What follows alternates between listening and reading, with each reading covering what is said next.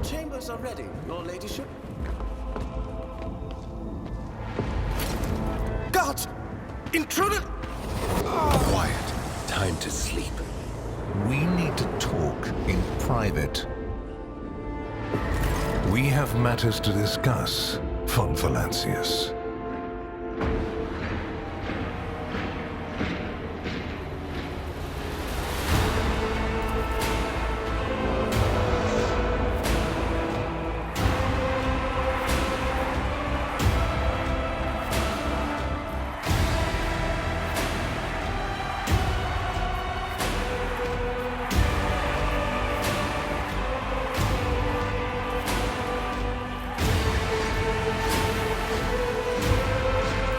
Is that what you think?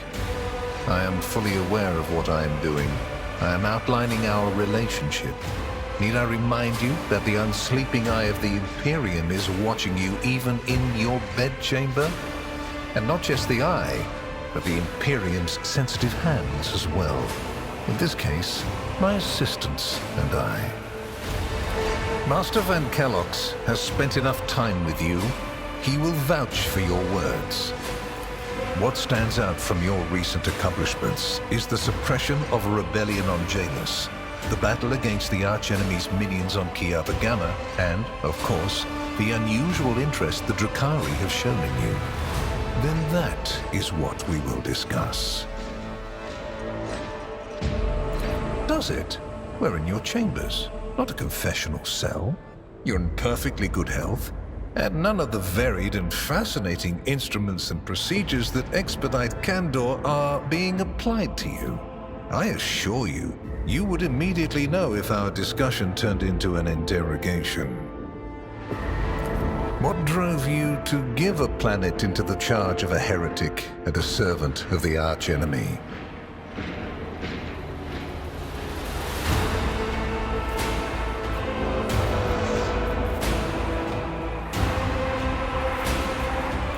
Is that so? Interesting. It's true, for years we've kept a close eye on Vistenza and the little depravities her retinue permits itself.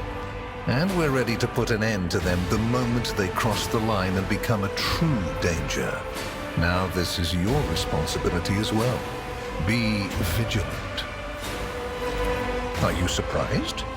You thought the Inquisition was unaware of the circumstances of your deeds. How often do you find yourself thinking that there are things we shouldn't know about your life?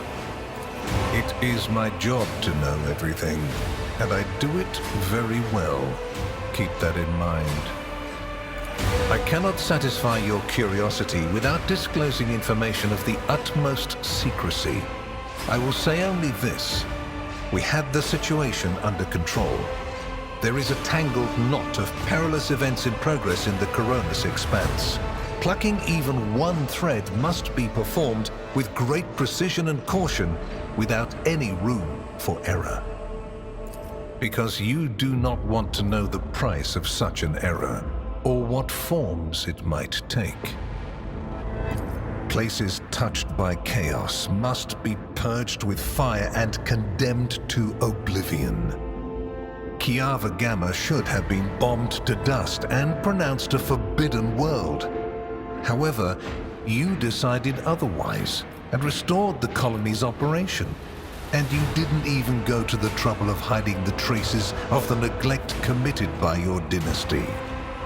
After all, it was House von Valancius that gave Cubis Delphim so much freedom that he sank into seditious heresy. What was your rationale? Your protectorate is a living body, and you have left in it a splinter that might eventually fester. Consider the scale of the amputations that could come of it. I hope you realize that we're talking about more than the fate of some colony. I care not for a single planet, however profitable and populous. But should corruption raise its head again on Kiava Gamma and try to spread, I will burn it away. And you will be guilty of criminal negligence. Yes, the enmity between you is a known fact. But there is another way to look at it. On Veabos 6, you met the Archon of a mighty cabal, whose presence there seems strange to begin with, and lived. You subsequently encountered a number of her closest henchmen. Yet, again, you survived. Your capital fell victim to a nefarious attack, but even this time, their daggers missed your heart. Such remarkable luck. To be a personal enemy of such an influential Xenos, to have been attacked so many times and yet make it out alive. So remarkable that one has to wonder, am I watching a spectacle? Could all these thrilling massacres be an alibi of sorts, meant to establish you once and for all as an enemy of the Xenos and never their ally or even their agent?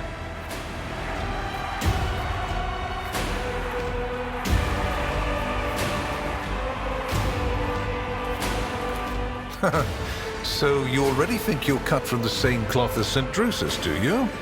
Ambitious? I'll make note of it. Far from it, my dear. The questions are manifold. How did you manage to survive the battle that claimed the life of Theodora, who was so much more experienced and skilled than you? Is it a coincidence that you and you alone then made it out of the trap on Rykad Minoris? How much truth is there in the rumors being spread by the heretic Kunrad Voitvir about you?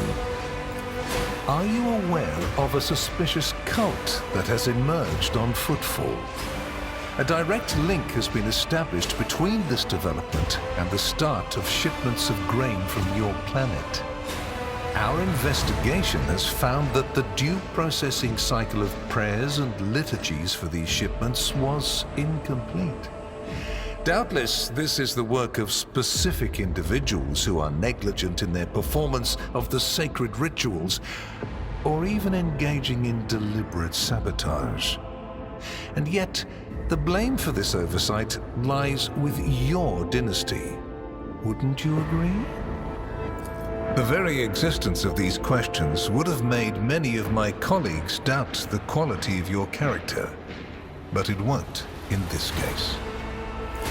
The Inquisition, which I represent, is willing to show extraordinary faith in your person. For the sake of our invaluable partnership, I'm going to ignore any minor liberties that you, esteemed rogue trader, may have afforded yourself or may again in the future. I hope you appreciate the generosity of this offer, as your predecessor once did. And benefited greatly from it. The world's power is not without limit, and neither is the protection it provides. All those mysterious expeditions, dubious experiments, collections of xenotech oddities are dangerous pastimes. It takes more than the Emperor's permission to pursue them without consequences. One must also make sure I am not displeased by it. Let me demonstrate how it works. In your retinue, there is a Psyker who is yet to receive Terrorist sanction, which, as we both know, is a grave threat and a blasphemy to the laws of the Imperium. I am aware of this secret, but I'm not displeased in the slightest. And so she lives on, your handy Psyker, Idira Tlass. I cannot deny the possibility that Lady Theodora may have lamented losing some of the freedom she enjoyed prior to my arrival in the Expanse. Nor will I deny that our partnership began with me exerting a certain amount of influence. However, you are not Lady Theodora. Let us put the difficulties that encumbered our relationship to rest along with her. I do not recommend troubling yourself with affairs of the past, for they have no bearing on your present position. Theodora chose to forget about this particular matter. Follow her example, and your fate will be the better for it. You haven't been in a position of power for long, and so one can forgive you for not noticing the troubling changes. The cult of the Final Dawn is spreading in the Coronis Expanse. Not the first or the last heresy that has afflicted this sector. but one that is surprisingly resilient. Mysterious convoys are sliding by, bound for systems in the heathen stars. Just your humdrum pirate trade, wouldn't you say?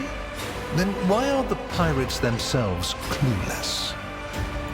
The Xenos, who have caused trouble in the sector before, have expanded their activities in the last few decades, and there is a logic and method to their previously chaotic raids. Even 2 packs of space wolves, blessed space marines summoned in my name, did not cool their interest in the Expanse. A mighty explorator fleet, which has studied the Expanse for hundreds of years, has suddenly stopped responding to communication and sunk into a dispute over a tech heresy that was considered dead a couple of centuries ago. House Chorda has clamped down on insurgents, yet its acts of brutality breed troublemakers just as quickly as they're executed. And this bloody carousel has consumed the attention of the esteemed incendiar. Caligos Winterskill has abruptly lost all interest in his domain, and his only apparent concern now is hunting ever more dangerous xeno-beasts. And the third and final rogue trader has unexpectedly perished, stabbed in the back by her own Master of Whispers. The Expanse is swiftly losing its protectors right when communication with the Imperium is being disrupted by the raging war. Basically, all the Expanse has left is me and you, if you follow my instructions. And before what tribunal do you intend to challenge my authority?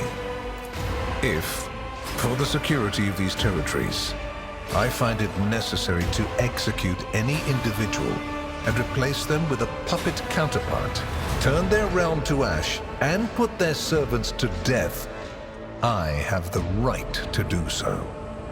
The threats I protect the Expanse against are extraordinary and justify the harshest means. Welcome to my world, where going too far simply doesn't exist. Which would you prefer?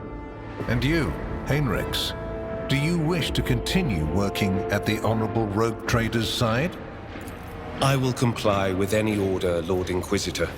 If you command me to remain in the company of the scion of the von Valancius dynasty, I won't be distressed. Without a doubt, Master Van Kellogg's has earned my complete trust by repeatedly demonstrating courage, loyalty, and cunning. His mathematical mind, not given to sentiment, can be of great use in an emergency. You, my dear Heinrichs, have made a far better agent than you would have a pilot of an Imperial Knight. Then Master Van Kellogg's will be recalled to my retinue. I have much work for you, Heinrichs. I make no deals, and Emperor forbid that I give you orders. That would mean infringing on your privileges.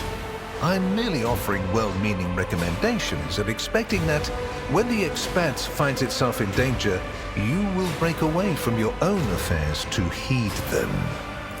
I seem to remember that your exalted aristocrats presented you with many gifts. It would be rude of me not to follow suit. Please accept this gift as a sign of my favor. In an hour of need, give it to any faithful servant of the Emperor, and the Inquisition will come to your aid. The color indicates how close the bearer is to the Lord Inquisitor. Scarlet means that you have shed your blood for the good of the Imperium, and therefore, you deserve to have his servants shed their blood for you.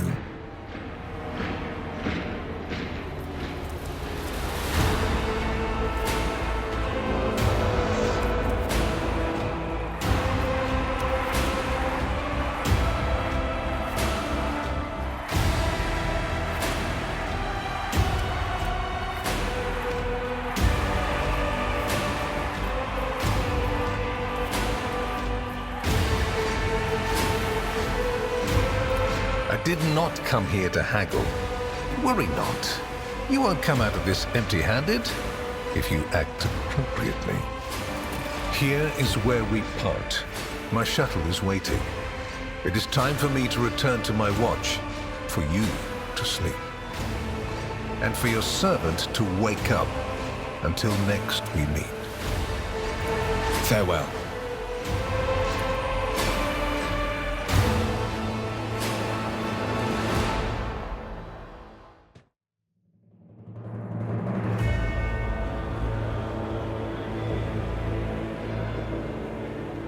The rise of the rogue trader Heir restored a tenuous equilibrium to the Fon Valancius Protectorate.